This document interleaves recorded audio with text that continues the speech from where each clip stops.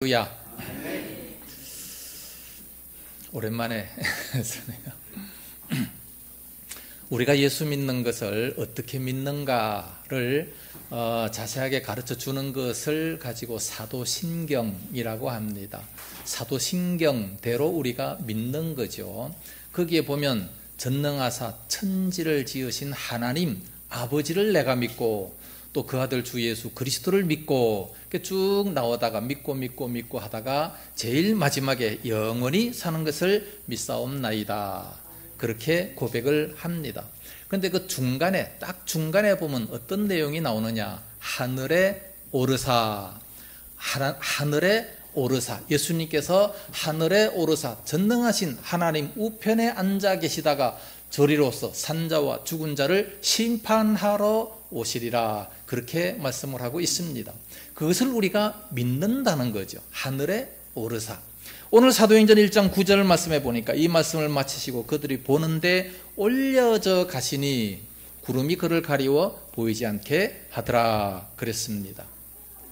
예수님께서 승천하셨다는 말씀이죠. 예수님이 왜 승천하셨겠습니까? 예수님이 승천하지 말고 영원토록 살아 계셔서 우리와 함께 계시면 얼마나 더 좋았겠습니까? 그런데 그것이 아니라 승천하셨어요. 승천하신 것이 우리들에게는 훨씬 더 큰 유익이라고 말씀을 하고 있습니다. 그리고 예수님께서 부활하시기 전에는 이 땅에 계시면서 여러 가지 말씀을 많이 하셨습니다. 사람들이 뭐라 그럽니까? 안 믿잖아요. 예수님을 안 믿어요. 난 하나님께로부터 왔다, 안 믿어요. 오히려 돌을 들어서 치려고 죽이려고 하고 막 조롱하고 그 난리를 피웠습니다. 그런데 예수님께서 부활하시고 승천하시고 난 이후에는 아무도 예수님을 모독하는 사람이 없습니다. 그는 진실로 하나님의 아들이다, 그렇게 얘기하는 모습을 보게 됩니다. 그러니까 예수님께서 부활하시고 승천하시니까 이제 모든 조롱은 싹 없어지고 예수님은 하나님이다, 이렇게 인정을 하게 됐다는 말씀이죠. 구약시대 보면 죽지 않고 하늘로 올라간 사람이 두 사람이 있습니다. 창세기 5장에 보면 에녹이라는 사람이 300년간 하나님과 동행하다가 승천했다라는 말씀이 나오고, 그 다음에 열왕기하 2장에 보면 불말과 불수레를 타고 하늘로 올라간 엘리야가 있습니다. 이들은 살아있는 채로, 죽지 않고 살아있는 채로 하늘로 승천했습니다. 그런데 예수님께서는 십자가에 죽으시고 그리고 다시 부활하시고 하늘로 올라가셨어요. 왜 꼭 죽으셔야만 됐습니까? 꼭 죽으셔야만 되는 이유가 우리들의 구세주가 될 수 있기 때문에, 죄에서 큰 사망이다, 그렇기 때문에 우리 대신 십자가에 죽어 주신 겁니다. 그래서 우리들의 모든 속죄 사역을 다 감당하고 난 이후에, 그리고 이제 다 끝났기 때문에, 그러므로 이제는 다시 살아서 부활해서 하나님 옆으로 승천을 하셨다는 말씀이지요. 그러니까 이 구원의 역사를 다 완성하고 그리고 이제 하늘로 승천하시게 된 겁니다. 예수 그리스도의 이 신분에 관한 교리를 보면 처녀의 몸에서 태어나서 이제 본디오 빌라도에게 고난을 받고 그리고 십자가에 죽으시고 그리고 3일 만에 다시 살아나셔서 40일 동안 이 땅에 계시다가 그리고 하늘로 승천하셨습니다. 이후에 다시 재림하실 것입니다. 이 모든 것이 다 이루어졌는데 딱 한 가지 이루어지지 않은 것이 뭡니까? 재림이죠. 그날이 아주 가까웠습니다. 다른 모든 것은 다 이루어졌는데 재림하실 것이 남았습니다.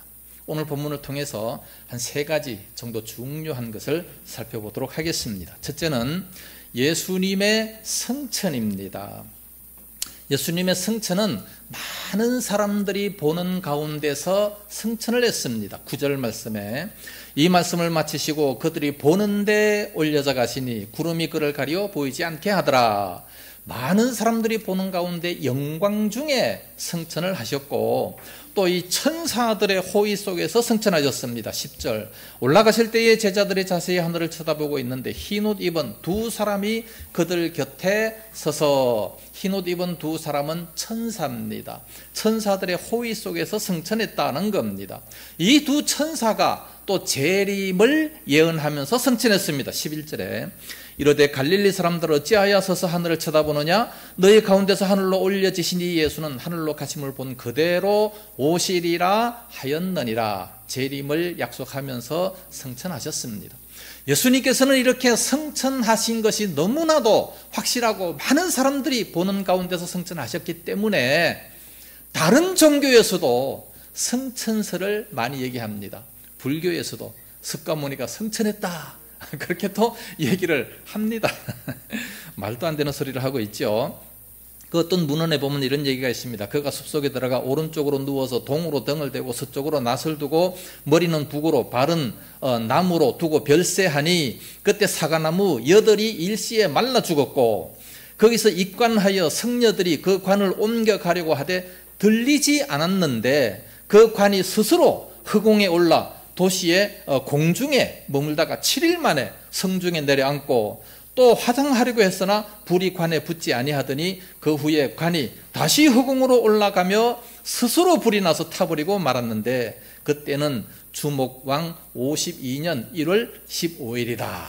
이런 식으로 얘기를 합니다. 그런 책에 다 나와 있어요. 아니 석가모니가 언제 성천했습니까? 인간과 똑같이 그냥 죽어버리고 말았죠.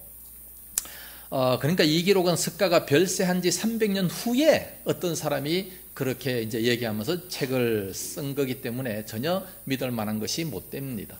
불교가 그렇게 얘기하니까 천주교에서 또 마리아 성천설 마리아가 성천했다 라고 또 얘기합니다. 언제 그랬느냐? 1950년대 11월 1일 날에 교황 바오로 12세가 마리아 성천설을 공포를 했습니다. 그러나 성경에 아무리 찾아봐도 마리아가 성천했다는 말은 한마디도 나오지 않습니다.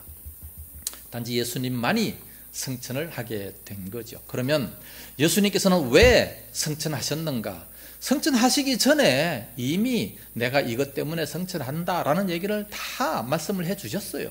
요한복음 14장 2절과 3절에 보면 내가 너희를 위하여 거처를 예비하러 가느니 가서 너희를 위하여 거처를 예비하면 내가 다시 와서 너희를 나 있는 곳에 있게 하리라 말씀을 하셨습니다.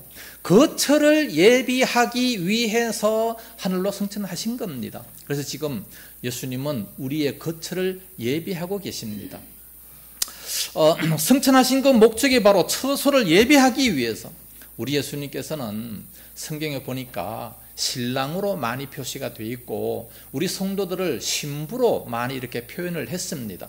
이후에 예수님께서 오시면 우리를 데리고 가서 신랑과 신부 혼인 예식을 하고 영원토록 주님과 함께 이렇게 살게 된다라고 말씀을 하고 있습니다. 그 아름다운 곳, 그 거처가 어떻게 됩니까? 요한계시록 21장 22장에 보면 12가지 보석으로 너무나도 아름답게 그 거처를 만들고 계시고 있습니다. 그렇기 때문에 오늘날 우리들도 주님의 신부로서의 삶을 잘 감당하면서 조금 더 흠이 없는 의로운 행실로 단장을 하면서 주님 앞에 설 때 부끄러움이 없는 그런 삶을 살아가야 될 줄로 믿습니다. 불교는 이 거처할 집을 마련할 신이 없기 때문에 사람들이 죽으면 구천을 떠든다는 거예요. 구천을 떠들다가 그 신이, 그 영혼이 어디로 가느냐? 갈 곳이 없으니까 다시 민물로 태어나거나 짐승으로 태어나거나 또 뭐 선한 행실을 한 사람은 또 사람으로 다시 태어난다. 이런 식으로 얘기를 합니다. 그래서 살상을 금하고 있는 거지요. 혹시 그 조상의 영혼이 돼지에게 들어갔으면 그래서 돼지를 못 먹는 거예요. 참 불쌍한 얘기죠. 그러나 우리 기독교는 영원토록 살 수 있는 집을 예수님께서 만들기 위해서 준비하기 위해서 하늘로 성천했다라고 말씀하시니까 얼마나 감사하고 얼마나 고마운 겁니까? 예수님이 이렇게 또 가신 것은 요한복음 14장 3절 말씀은 너희를 위하여 거처를 예비하면 내가 다시 와서 너희를 내게로 영접하여 나 있는 곳에 너희도 있게 하리라 말씀을 하셨습니다. 그 아름다운 곳을 다 예비하면 다시 와서 재림해서 우리를 데리고 그 아름다운 곳에 가게 한다. 그렇게 말씀을 하시는 겁니다. 이런 사실을 우리가 잘 못 믿어요. 잘 못 믿기 때문에 내가 가면 성령을 보내주겠다. 성령을 보내서 너희들의 마음속에 있게 해서 이런 사실을 확실히 알 수 있도록, 확실히 믿을 수 있도록 그렇게 해주겠다고 말씀합니다. 그래서 내가 가는 것이 오히려 더 큰 유익이다, 그렇게 말씀합니다. 요한복음 16장 7절에 내가 떠나가는 것이 너희에게 유익이라. 내가 떠나가지 아니하면 보혜사가 너희에게로 오지 아니할 것이요 내가 가면 내가 그를 너희에게로 보내겠다, 그렇게 말씀을 하셨습니다. 그래서 예수님께서 십자가의 죽으심과 부활 성천으로 그 당시의 사명을 다 완수를 하시고 그 나머지의 모든 일들은 다 성령님께 위임을 하셨습니다. 이 성령님께서 우리 각 사람 성도들의 마음속에 들어오셔서 그 나머지 사역을 이제 감당할 수 있도록 그렇게 하십니다. 그래서 이 성령을 받도록 예루살렘을 떠나지 말고 아버지의 그 약속하신 것을 기다려라. 곧 몇 날이 못 돼서 성령을 선물로 받겠다 말씀했습니다. 그래서 제자들은 오순절 날에 다락방에 가서 열심히 열흘 동안 간절히 기도해서 성령의 충만함을 다 받게 되지 않았습니까? 그렇게 성령의 충만함을 받게 되니까 성령이 말하게 하심을 따라 말을 했고 그 확실하게 그 모든 사실을 다 믿었습니다. 베드로는 처음에는 그 사실을 못 믿었어요. 예수님께서 그렇게 말씀하셨음에도 불구하고 주는 그리스도시요 살아계신 하나님의 아들이시니다 고백을 했음에도 불구하고 주님을 버리고 도망갈 수밖에 없었지만, 그러나 성령이 충만하게 임하고 나니까 관원들 앞에서도 얼마나 담대합니까? 내가 하나님 앞에 있는 사람인데 너희 말 듣는 것이 옳으냐 하나님 말씀 듣는 것이 옳으냐 너희가 한번 판단해보라. 나는 보고 들은 것을 말하지 아니할 수 없노라. 아니, 어부가 어떻게 이렇게 강하고 담대한 그런 모습이 됐습니까? 성령을 받으니까. 그러니까 그렇게 능력이 임하게 되는 겁니다. 그래서 예수님께서 육체로 이 세상에 영원토록 계시는 것보다 예수님은 성천하시고 성령을 보내셔서 각 사람에게 임하는 것이 우리에게는 훨씬 더 큰 유익이 되는 겁니다. 할렐루야. 나사로가 병들었을 때 예수님께서 옆에 계시지 않았습니다. 그래서 마르다가 원망스러운 모습으로 예수님께 말하지 않습니까? 주께서 여기 계셨더라면 내 오라베가 죽지 아니하였을 겁니다. 주님이 오라고 했는데 빨리 안 오시니까 내 오라베가 죽었다고 원망 섞인 그런 말을 하게 됩니다. 그러나 성령님께서 오시면 미국에도 계시고 아프리카도 계시고 한국에도 계시고 뭐 어디든지 다 계시니까 얼마나 큰 유익이에요. 참 너무 감사한 거죠. 그러므로 주님의 이 성천 신앙은 우리에게 대단히 유익한 겁니다.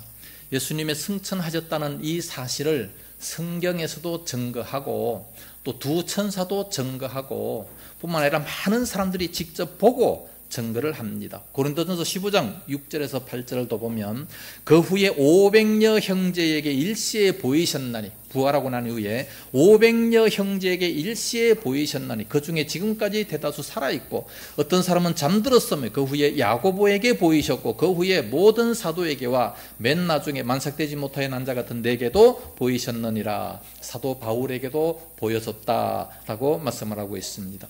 이처럼 많은 사람들이 예수님의 그 성천을 목격했기 때문에 예수님의 그 성천은 아주 확실한 내용입니다. 두 번째로 생각할 것은 예수님의 성천은 곧 재림을 뜻하고 있습니다. 11절 하반절 말씀 보면 너희 가운데서 하늘로 올려지신 이 예수는 하늘로 가심을 본 그대로 오시리라 하였느니라 그랬습니다. 예수님은 반드시 다시 재림을 하십니다. 재림하셨습니까? 안 하셨습니까? 아직 안 하셨죠. 그런데 모든 이단들은 벌써 예수님이 재림했대. 문선명이도 지가 재림 예수라고 그러고 신천지의 이만희도 지가 재림 예수래. 성령이래요 지가. 말도 안 되는 소리죠. 그러나 요한계시록 1장 7절 말씀 보니까 볼지어다 그가 구름을 타고 오시리라. 각 사람의 눈이 그를 보겠고 그를 찌른 자들도 볼 것이요 땅에 있는 모든 족속이 그로 말미암아 애곡하리니 그러하리라. 아멘 하고 기록하고 있습니다. 여기 보면 구름을 타고 오시는 것을 각 사람의 눈이 다 본다고 말씀하고 있어요. 모든 족속이 애통을 하는 겁니다. 그러니까 모든 족속, 각 사람의 눈이 다 구름을 타고 오시는 그 예수님을 목격하게 될 겁니다. 그러므로 내가 안 봤으면 안 오신 거죠. 예, 내가 안 봤으면 안 오신 겁니다. 내가 직접 보면 오신 것이고 내가 안 봤으면 안 오신 거예요. 예수님은 큰 능력과 권능으로 모든 족속이 다 볼 수 있도록, 그를 찌른 자도 또 볼 수 있도록 그렇게 능력으로 오신다 말씀하고 있습니다. 그러므로 그때 가서는 도무지 핑계할 수가 없습니다. 예수님 재림 때의 그 모습이 어떠합니까? 마태복음 24장 30절에서 31절, 그때에 인자의 징조가 하늘에서 보이겠고 그때에 땅의 모든 족속들이 통곡하며 그들이 인자가 구름을 타고 능력과 큰 영광으로 오는 것을 보리라. 그가 큰 나팔 소리와 함께 천사들을 보내리니 그들이 그의 택하신 자들을 하늘 이 끝에서 저 끝까지 사방에서 모으리라 그랬습니다. 얼마나 큰 능력과 권능으로 오십니까? 예수님께서 초림하실 때 말구유로 오실 때에는 너무나도 비참했어요. 너무나도 초라했습니다. 그러니까 사람들 앞에 멸시와 천대를 받았죠. 그러나 재림하실 때는 완전히 반대입니다. 아주 영광스럽게 온 우주의 왕으로 황제로서 재림을 하십니다. 재림에 대해서 더 자세하게 말씀하신 곳이 데살로니가 전서 4장 16절에서 17절 말씀입니다. 주께서 호령과 천사장의 소리와 하나님의 나팔 소리로 친히 하늘로부터 강림하시리니 그리스도 안에서 죽은 자들이 먼저 일어나고 그 후에 우리 살아남은 자들도 그들과 함께 구름 속으로 끌어올려 공중에서 주를 영접하게 하시니 그래야 우리가 항상 주와 함께 있으리라 그랬습니다. 여기 보면 호령과 천사장의 나팔 소리로 막 꽹과리를 울리면서 엄청나게 막 큰 위엄으로 오신다는 거죠. 그렇게 오시면 나팔 소리로 이렇게 강림을 하시면 죽은 자들, 그리스도 안에서 죽은 자들이 무덤이 다 열려서 다시 부활해서 끌어올려지고 그 후에 두 번째로 현재 우리가 살아있어서 열심히 신앙생활 하는 자들이 호련히 변화해서 공중으로 끌어올려 주님을 영접하게 된다 그랬습니다. 그리하여 영원토록 주님과 함께 살아갈 수 있다 말씀합니다. 그러면 이제 공중에서 혼인 예시고를 하고 신부로서의 아름다운 삶을 살게 되는 겁니다. 이 날을 바라보면서 우리 모든 그리스도인들은 현재 이 땅에 살아가면서 아무리 힘들어도 아무리 고통스러워도 심지어 순교한다 할지라도 얼마든지 감사하며 살아갈 수가 있게 될 것입니다. 세 번째 우리가 생각해 볼 것은 예수님이 재림하시면 심판이 임하게 됩니다. 반드시 심판이 임하게 됩니다. 사도신경에 보니까 하늘에 오르사 전능하신 하나님 우편에 앉아 계시다가 저리로서 산자와 죽은 자를 뭐하러 오신다? 심판하러 오시리라. 네, 심판을 하십니다. 이 땅에 다시 재림하시는 목적이 뭐냐? 심판하시기 위해서 오십니다. 심판하시기 위해서 오시기 때문에 그러므로 우리들의 행실이 정말 바로 살아야 되지 않겠습니까? 남들 사기치고 속이고 뭐 지멋대로 살고 저만 위해 살고 하면은 다 심판받아요. 예? 우리 믿는 사람들은 심판이 없다 그렇게 말하는 사람들 많습니다. 물론 지옥 가는 심판은 안 받아요. 그러나 행위에 대한 심판은 다 받습니다. 고린도후서 5장 10절에 이는 우리가 다 반드시 그리스도의 심판대 앞에 나타나게 되어 각각 선악간의 그 몸으로 행한 것을 따라 받으려 함이라. 여기 보면 누구 보고 얘기했습니까? 고린도 교인들에게 우리가 다 반드시 그리스도의 심판대 앞에 드러나 다 나타나서 선악간에 선한 것이나 악한 것이나 다 심판받아요. 악한 것은 징계를 받을 것이고 선한 것은 또 상급을 받을 것이고 그래서 악한 자들은 부끄러운 구원을 받게 될 겁니다. 고린도전서 3장에 나와 있는 이 부끄러운 구원 얼마나 부끄럽겠어요. 구원은 받았지만 그러나 참 이 부끄러운 구원을 받게 된다고 말씀하고 있습니다. 이제 이렇게 예수님께서 재림하실 날이 얼마 남지 않았습니다. 대단히 가깝습니다. 왜냐하면 모든 징조가 다 이루어지고 있기 때문에 그렇습니다. 마태복음 24장이 종말장입니다. 그 종말장에 보면 그런 말들이 다 나와 있어요. 거짓 선지자가 많이 나타나서 미혹하고 온 세계에 전쟁과 기근이 있고 믿는 성도들이 환난과 미움을 당하고 불법이 성함으로 많은 사람의 사랑이 식어지리라 말씀했습니다. 참 이 환난과 미움을 당합니다. 이 세상 사람들 앞에 우리가 많은 미움을 당해요. 지난주에 부산 세계로교회 손윤보 목사가 구속이 됐습니다. 뭘 잘못했다고? 뭐 선거법에 걸렸다. 또 도망갈까봐 참 구속한다. 그러는데 이 말이 됩니까? 아니 그 큰 교회를 담임하는 목사가 어디를 도망가요? 도망가봤자 어디 가겠습니까? 예? 도망의 우려가 있어가지고 구속한다. 말도 안 되는 소리로 구속합니다. 세상이 그만큼 이제 우리를 미워한다는 얘기 아니겠습니까? 또 잘못한 것이 없는데 불법이잖아요. 이 불법이 성하기 때문에 많은 사람들의 사랑이 식어지리라. 이런 것만 봐도 정말 종말이 가까웠다 생각이 되고, 뿐만 아니라 이 천국 복음이 모든 민족에게 정언되기 위해서 온 세상에 전파되리니 그제야 끝이 오리라 말씀했습니다. 지금 전 세계에 복음이 안 들어간 곳이 어디입니까? 없어요. 다 들어갔습니다. 전 세계에 지금 모든 선교사를 통해 다 들어갔지만 그들이 안 받아들이니까 문제지, 복음은 벌써 다 들어갔습니다. 그렇기 때문에 이제 이제 예수님께서 곧 심판하실, 재림하실 그날이 아주 가깝다는 겁니다. 심판의 광경을 보면 요한계시록에 나타납니다. 요한계시록 20장 12절에서 14절에 보면, 또 내가 보니 죽은 자들이 큰 자나 작은 자나 그 보좌 앞에 서 있는데 책들이 펴 있고 또 다른 책이 펴졌으니 곧 생명책이라.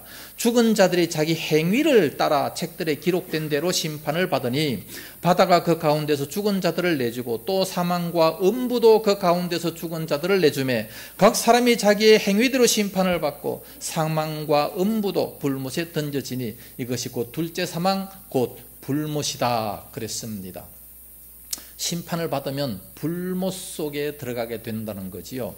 불신자들은 다 불못 속에, 지옥 가는 것을 그렇게 간단하게 생각하면 안 됩니다. 지옥이 얼마나 무섭고 두렵습니까? 네. 지옥을 한번 체험해보고 싶은 사람은 촛불 하나를 딱 켜놓고 딱 5초만 딱 손가락을 대놓고 있어 보세요. 그러면 손가락이 막 타들어갈 거 아니겠어요? 손가락만 그렇게 그 정도만 해도 그런데 우리의 전 몸이 유황불로서 소금 치듯함을 받으리라. 얼마나 고통스러우면 그러겠습니까? 이런 지옥 속에 들어가서 무슨 대화가 가능하겠습니까? 예? 우리 조상들이 다 지옥 갔으니까 우리 조상 만나려고 지옥 간다. 가봤자 대화할 겨를도 없습니다. 자기 행위를 따라 책들에 기록된 대로 심판을 받으니 그랬습니다. 어떤 행위대로 심판받습니까? 양과 염소의 비유를 통해서 이미 다 보여주셨습니다. 마태복음 25장 34절에서 36절까지 보면 그 오른편에 있는 자들에게 이르시되 내 아버지께 복받을 자들이여 나와 창세로부터 너희를 위하여 예비된 나라를 상속받으라. 내가 줄일 때에 너희가 먹을 것을 주었고 목마를 때에 마시게 하였고 나그네 되었을 때 영접했고 헐벗었을 때에 옷을 입혔으며 병들었을 때에 돌보았고 옥에 갇혔을 때에 와서 보았느니라 그랬습니다. 그랬더니 오른편에 있는 사람들이 깜짝 놀라요. 아니 주님께서 언제 헐벗었습니까? 언제 옥에 갇혔습니까? 언제 목말랐습니까? 그러니까 뭐라고 말씀합니까? 40절에 지극히 작은 자 하나에게 한 것이 곧 내게 한 것이라 말씀했습니다. 46절 말씀부터 마태복음 25장 46절 말씀부터 똑같이 반대로 말씀합니다. 거기 보면은 이제 왼편에 있는 자들에게 이르시되 저주를 받은 자들아 그러면서 내가 이렇게 줄일 때 먹을 것을 주지 않았고 헐벗을 때 주지 않았고 병들었을 때도 와서 보지 않았고 옥에 갇혔을 때도 와서 보지 않았느니라. 아니 주님이 언제 병들었고 언제 옥에 갇혔습니까? 45절에 지극히 작은 자에게 하지 아니한 것이 곧 내게 하지 아니한 것이라. 그러면서 마지막에 46절에 그들은 영불에, 믿는 자는 영생에 들어가리라 말씀했어요. 여기 보면 마치 그 행위로 말미암아 구원이 있고 행위가 없으면 구원을 못 받는 것처럼 그렇게 말씀하고 있습니다. 그럴 수 있어요. 그러니까 행위대로 심판을 받는다고 말씀했기 때문에 우리는 정말 믿는 사람들은 이웃에 대해서 잘 대접해야 됩니다. 이웃들을 잘 섬길 수 있어야 됩니다. 우리 이웃들을 정말 잘 대접해야 되는데 지극히 작은 자 하나까지라도 잘 대접할 수 있어야 된다는 말씀이죠. 그러므로 지극히 작은 자가 누굽니까? 우리 옆에 있는 사람들이에요. 옆에 있는 사람들이 다 지극히 작은 자들, 다 예수님 같이 그렇게 생각해야 됩니다. 우리 옆사람을 보고 다 같이 한번 인사하시기 바랍니다. 아이고 예수님 여기 오셨네요. 우리 예수님 앞으로 잘 섬기겠습니다. 인사하세요 빨리. 예수님 여기 다 오셨잖아요. 지극히 작은 자 하나에게 한 것이고 내게 한 것이란 말씀했는데 하지 아니한 것은 주님께 하지 아니한 겁니다. 그렇기 때문에 해야 돼요. 아이고 우리 예수님 여기 다 오셨어요. 할렐루야. 그러니까 남편이나 아내나 자식이나 직장에서 모든 사람들이나 다 예수님 대하듯이 살아가야 됩니다. 그렇게 접대하며 살아가야 돼요. 그러면 상급이 분명히 있습니다. 마태복음 10장 41절 42절 말씀 보면 뭐라고 말씀합니까? 선지자의 이름으로 선지자를 대접하는 자에게는 선지자의 상을 받고 의인의 이름으로 의인을 대접하는 자는 의인의 상을 받고 또 누구든지 지극히 작은 자에게 냉수 한 그릇이라도 대접하는 자에게는 결단코 그 상을 잃지 아니하리라 말씀하셨습니다. 냉수 한 그릇 아무것도 아닌 것이지만 이것조차도 그 상급을 잃지 않는다 말씀했어요. 그렇기 때문에 큰 상을 받고 싶다. 큰 사람을 대접하세요. 작은 상을 받고 싶다. 작은 사람을 대접하세요. 그러면 됩니다. 그 돈 버는 거 월급 받은 거 너무 아까워가지고 오로지 나만 위해서 오로지 자기 식구만을 위해서 살지 말고 구약시대 때 보면 11조의 3분의 1을 그 불쌍한 그 과부와 가난한 과부와 과들을 위해서 사용하라고 말씀하고 있습니다. 11조의 3분의 1. 그러니까 매 3년마다 11조를 따로 해서 그렇게 하라고 말씀하고 있지 않습니까? 그 정도로 우리가 사용하고 있습니까? 그 정도로 우리가 이웃을 대접하고 있습니까? 그렇게 해야 돼요. 그렇게 못하면 선교 헌금이라도 그만큼 드리세요. 11조의 3분의 1. 아셨습니까? 나만 위해 쓰는 게 아닙니다. 우리가 이 땅에서 잘 먹고 잘 살아도 죽을 때 되면요 다 후회합니다.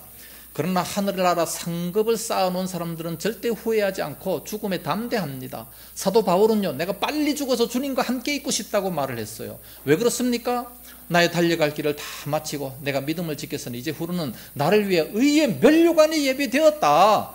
그렇기 때문에 막 담대하게 내가 빨리 가고 싶다 그렇게 말할 수 있는 거 아니겠어요? 그러나 주님 앞에 설 때에 너무 부끄럽고 창피하고 지옥 갈까 봐 두려워서 안 죽으려고 발버둥을 치고 뭐 그냥 주님 모시는 것이 두렵다 생각하고 그렇게 얘기하는 사람들이 많습니다. 지난주에 어쩌다 텔레비를 딱 틀었는데 무슨 드라마 같아요. 난 드라마 안 보는 사람인데 그런데 어떤 사람이 병원에 갔는데 병원에 가니까 이 사람이 갑자기 그 암이 발견이 돼서 시한부 인생 3개월이라 그래요. 그 통보를 받고 난 이후에 이 사람은 완전히 실망하고 절망하고 낙심하고 뭐 사람도 안 만나고 뭐 사람이 완전히 그냥 미친 사람 같아요. 여러분들은 어떻겠습니까? 나는요 그걸 보면 생각했어요. 나는 만약에 3개월 후에 내가 죽는다. 난 그렇게 안 살아요. 난 안 그렇습니다. 난 똑같아요. 난 감사하면서 찬송하면 지금에 똑같습니다. 만약에 3개월 후 은퇴 딱 하잖아요. 그러면서 하나님 앞에 딱 간다. 얼마나 감사합니까? 난 찬송할 수 있어요. 얼마든지 웃을 수 있어요. 그렇게 살아가시기 바랍니다. 정말 죽는 거 두려워하지 마세요. 이 나라, 이 세상보다 훨씬 더 아름다운 그 나라가 있는데 왜 두려워하겠습니까? 우리들의 행위에 대해서 절대 우리들은 행위에 대해 심판이 있다 말씀하고 있습니다. 역대하 15장 7절 말씀 너희 행위에는 상급이 있음이라 분명히 말씀했습니다. 그 상급뿐만 아니라 행위뿐만 아니라 우리의 말하는 것도 심판이 있습니다. 마태복음 12장 36절 말씀 보면 사람이 무슨 무익한 말을 하든지 심판날에 이에 대하여 신문을 받겠다 말씀했습니다. 그러므로 말하는 것도 좋은 말을 많이 해야 돼요. 부부들끼리도 좋은 말을 많이 해야 되고 덕스러운 말, 은혜스러운 말을 많이 해야지 상처 주는 말, 괴롭히는 말, 힘든 말을 해서는 안 된다는 말씀이죠. 어떤 사람은 얘기합니다. 나는 진리만 말하지 틀린 말은 안 해. 그러면서 상처를 줘요. 바리새인입니다. 바리새인들은요, 율법을 가지고 백성들에게 얼마나 많은 무거운 짐을 지웠습니까? 네. 진리를 가지고도 괴롭히면 안 되는 거예요. 욥은 아무 잘못이 없는데 어려움과 고통을 당했습니다. 이거 하나님께서 사단과 싸우다가 그렇게 된 거 아니겠습니까? 그런데 그 새 친구가 찾아와가지고 뭐라고 말합니까? 생각해보라. 죄 없이 망한 자가 누가 있느냐? 진리죠. 맞는 말이에요. 그 얘기만 쭉 하는 거 보면요, 32장까지 31장까지 쭉 얘기하는 게 하나도 틀린 말이 없어요. 그러나 욥에게는 하나도 해당이 안 되는 거죠. 하나님은 누구를 책망했습니까? 그 새 친구를 책망했어요. 진리를 말해 새 친구를 책망했습니다. 나중에 욥이 그를 위해서 기도해 주니까 다 용서를 받게 된 거지요. 오늘날 우리의 문제는 구원보다도 구원 이후의 문제입니다. 이미 예수를 믿었고 구원을 받았고 이제 그 주실 상급에 대해서 우리는 수고하는 삶을 살 수 있어야 됩니다. 그래서 우리가 일찍 부름을 받았다, 젊었을 때 부름을 받았다, 이것은 엄청난 복입니다. 왜냐하면 주님을 위하여 헌신할 기회가 훨씬 더 많기 때문에 그렇습니다. 결론적으로 말씀을 드립니다. 우리 예수님은 분명히 승천하셨고 또 승천하신 그대로 다시 오신다 말씀하셨습니다. 왜 오십니까? 심판하러 오십니다. 그렇기 때문에 우리가 기독교적으로 믿는다라고 하는 것을 그저 그냥 마음의 교양 정도로 생각하고 정신훈화 정도로 생각하는 것은 큰 잘못입니다. 만약에 오늘 내일 예수님이 재림하신다 할 때 걱정이 되는 사람들은 잘못 믿고 있다 생각하시면 됩니다. 오늘 오셔도 나는 부끄러움이 없다, 이렇게 딱 우리는 생각을 하고 잘 믿을 수 있어야 됩니다. 그래서 슬기로운 다섯 처녀처럼 부끄러움이 없는 그런 신앙생활을 다 할 수 있기를 예수님 이름으로 축복합니다. 기도하겠습니다.